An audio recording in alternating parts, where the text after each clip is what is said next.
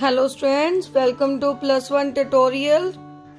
Structure of atom chapter is going on, and in last tutorial we discuss about the dual nature of matter, and today we will discuss about Heisenberg's uncertainty principle. So let us start. Heisenberg's uncertainty principle. What it said that it is not possible to measure simultaneously both position and momentum of a microscopic particle with absolute accuracy. Means we can say that we are measuring here position and momentum.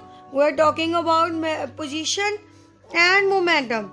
According to Heisenberg, its position and momentum can't be measured simultaneously with full accuracy. It means जो भी हम measurements लेंगे उसमें कुछ ना कुछ हमारे पास क्या आएगी, error आएगी. That is known as uncertainty principle. Uncertainty means error.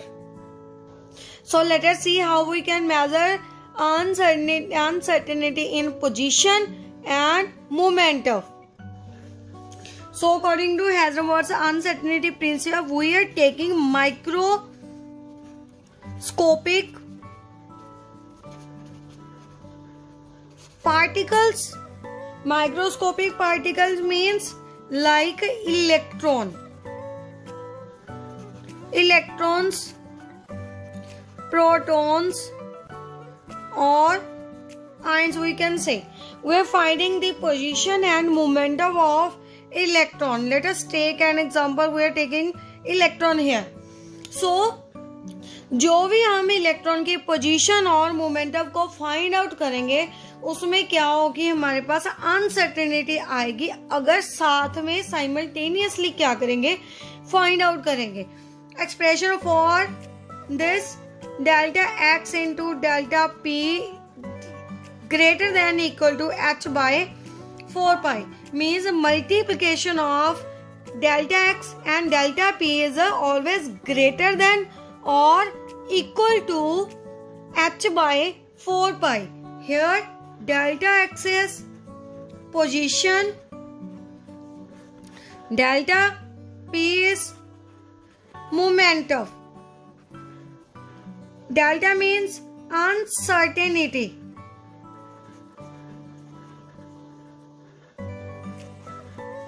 Uncertainty in position, and here uncertainty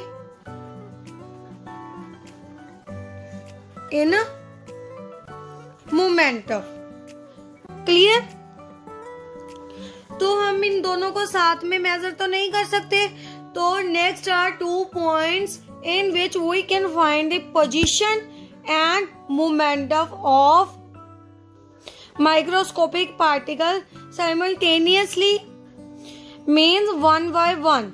अगर हमारे पास पोजीशन आ गई तो हम नेक्स्ट क्या फाइंड आउट कर लेंगे, momentum. That means we can easily find out position and momentum. So let us start with some points.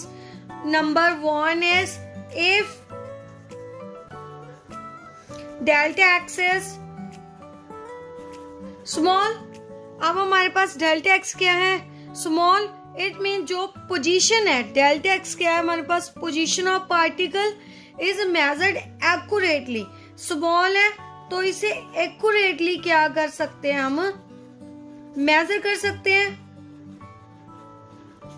पीछे क्या बचा, ये हमारे पास स्मॉल है. इट मीन्स डेल्टा पी क्या होगी हमारे पास, delta p would be large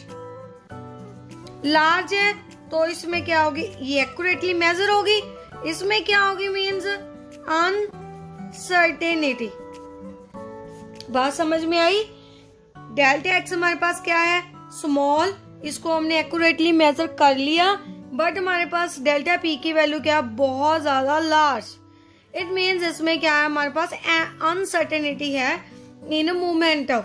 means इसमें क्या है, हमारे पास एरर है. तो यहाँ पे हम there is a large uncertainty in momentum and we can measure the position of particle accurately. Clear to all? Second point is opposite to this. Second point means delta P अब क्या हो जाएगी? Is a small. बात समझ में आई? और पीछे क्या बचा हमारे पास? It means delta P small है. It means इसको अब हम क्या कर सकते हैं? Accurately measure कर सकते हैं. Clear? अब हमारे पास मोमेंटम एक्यूरेटली मेजर होगी. पीछे क्या बचा हमारे पास? Delta x. It means delta x would be large. So इसमें क्या आ जाएगी हमारे पास? अनसर्टेनिटी. क्लियर? इट मीन्स हम साइमल्टेनियसली फाइंड आउट करते हैं किसको? पोजीशन और momentum of a microscopic particle. Clear? अगर हमारे पास पोजीशन स्मॉल है तो हमारे पास मोमेंटम की होगी क्या होगी? लार्ज होगी. तो उसमें अनसर्टेनिटी होगी, उसको हम मेजर नहीं कर सकते. फिर हम किसको मेजर कर सकते हैं? पोजीशन को. अगर हमारे पास पी स्मॉल है, एक्स की वैल्यू लार्ज है, तो एक्स की वैल्यू में मीन्स पोजीशन में क्या होगी? लार्ज अमाउंट में अनसर्टेनिटी होगी. Then we can measure only momentum of microscopic particles. Next, what you know about momentum? Momentum की वैल्यू, P की वैल्यू किसके इक्वल होती है? M into we.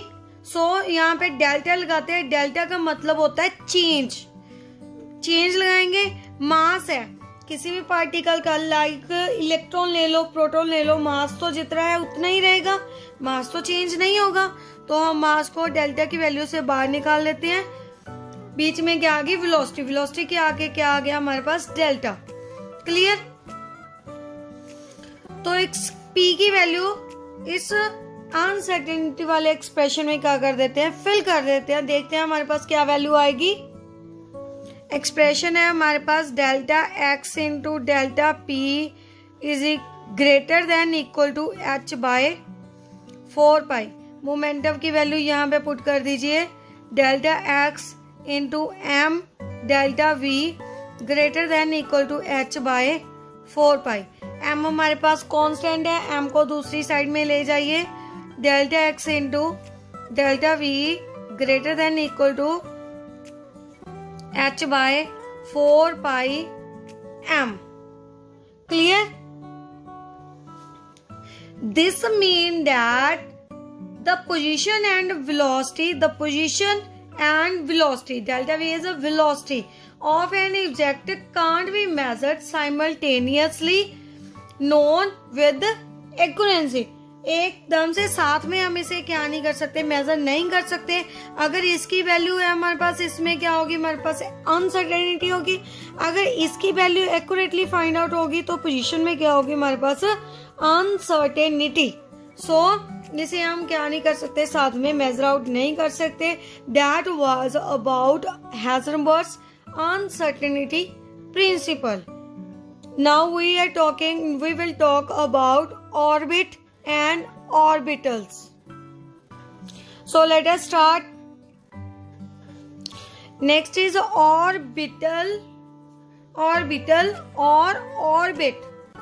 इसमें हम डिफरेंस देखते हैं. हमारे पास ऑर्बिट और ऑर्बिटल होता क्या है एक्चुअल में? हमारे पास लास्ट हमने बोहर मॉडल में एटम की बात की थी. एटम में क्या था? इलेक्ट्रॉन रिवॉल्व कर रहा था. क्या था? न्यूक्लियस के अराउंड. ये वाला हमारे पास क्या है? न्यूक्लियस के अराउंड हमने क्या बोला था? इलेक्ट्रॉन क्या कर रहे हैं? रिवॉल्व कर रहे हैं. क्लियर?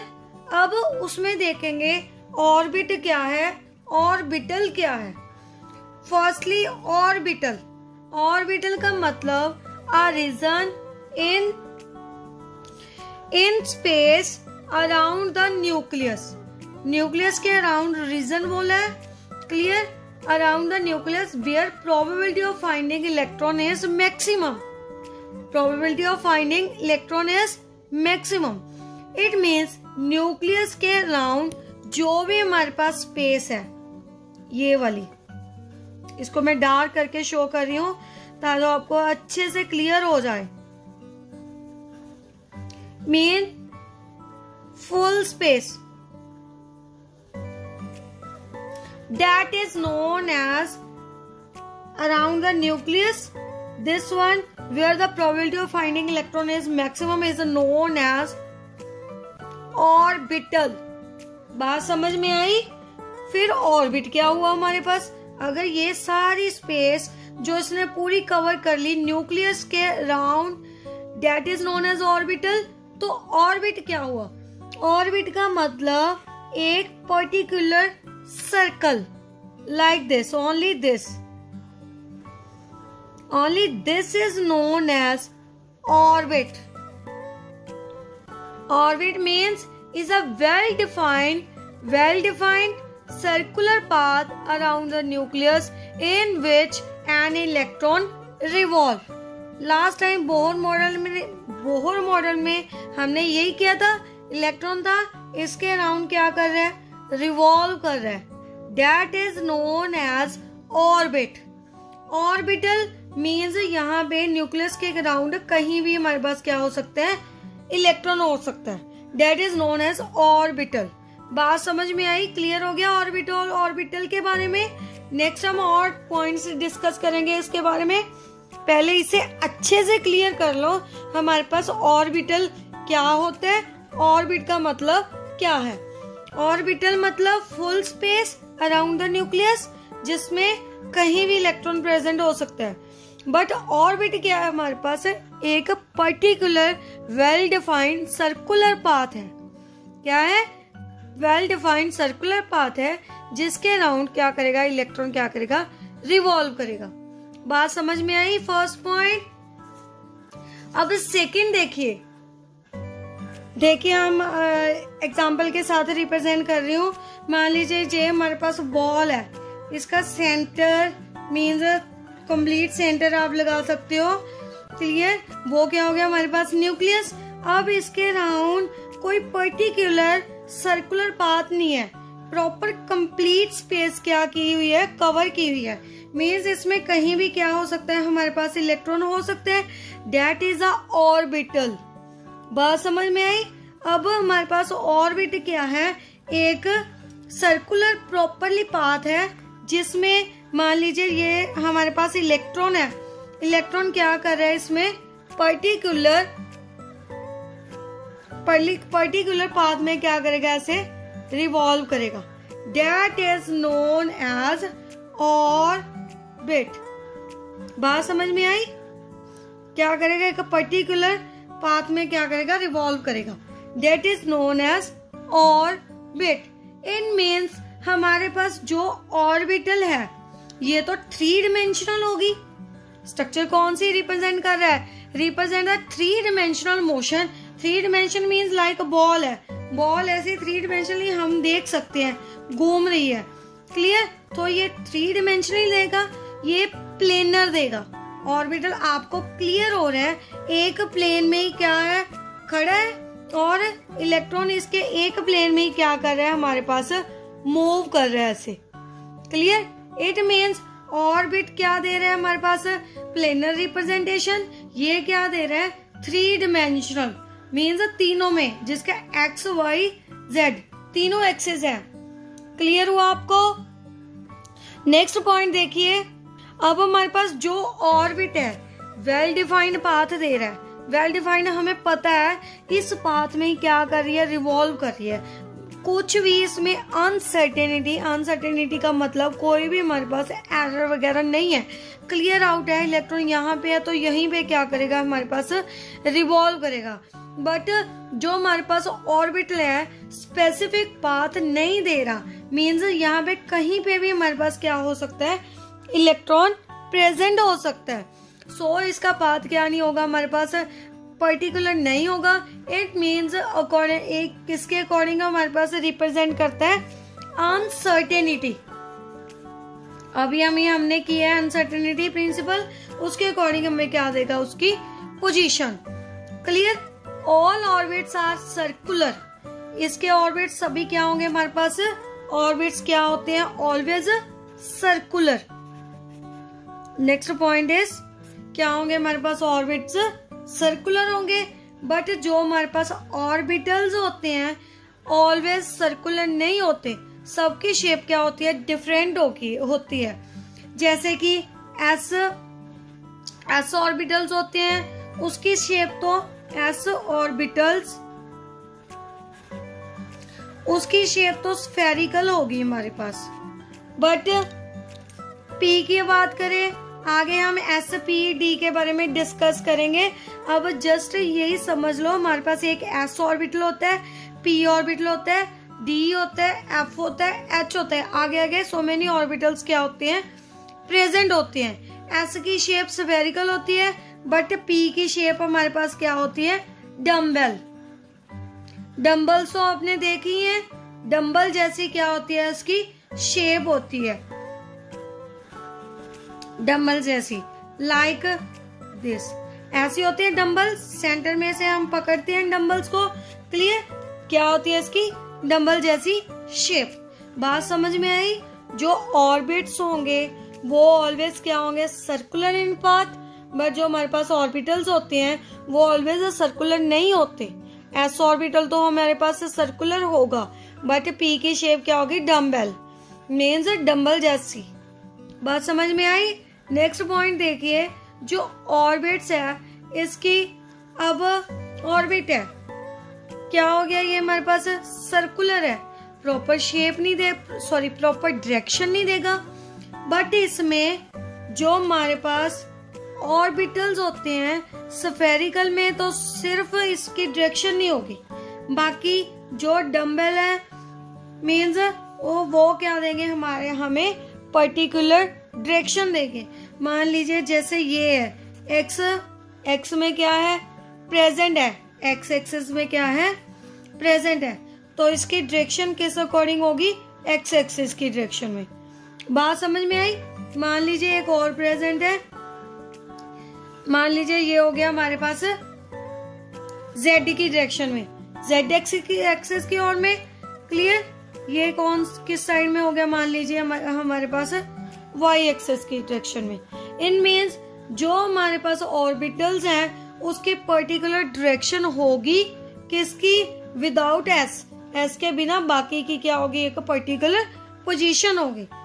बात समझ में आई। क्या देगा हमारे पास, पर्टिकुलर डायरेक्शन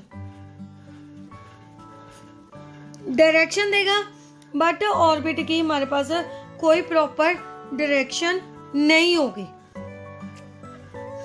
नेक्स्ट है कि अब हमने ऑर्बिट और ऑर्बिटल की बात की है, अब इलेक्ट्रॉन की बात करनी है, क्योंकि हमारे पास इसमें भी इलेक्ट्रॉन प्रेजेंट है, इसमें भी इलेक्ट्रॉन प्रेजेंट है। क्लियर, ये बात तो क्लियर होगी। दोनों में क्या प्रेजेंट है, हमारे पास है इलेक्ट्रॉन। अब दोनों में कितने इलेक्ट्रॉन प्रेजेंट होंगे ये हमने बात करनी है। जो हमारे पास ऑर्बिट है इसमें 2n स्क्वायर इलेक्ट्रॉन क्या होंगे, प्रेजेंट होंगे। बात समझ में आई। कितने इलेक्ट्रॉन प्रेजेंट होंगे, इस फॉर्मूला से हम काउंट करेंगे 2n स्क्वायर। n यहाँ पे रिप्रेजेंट करती है प्रिंसिपल क्वांटम नंबर को। प्रिंसिपल क्वांटम नंबर हमारा नेक्स्ट टॉपिक है, उसमें आपको क्लियर हो जाएगा।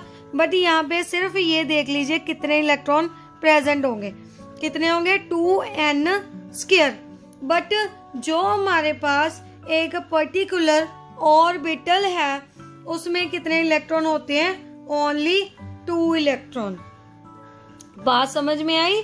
क्या है, ऑर्बिटल में 2 इलेक्ट्रॉन होते हैं, 2 से ज्यादा भी नहीं हो, ज्यादा इलेक्ट्रॉन प्रेजेंट नहीं हो सकते।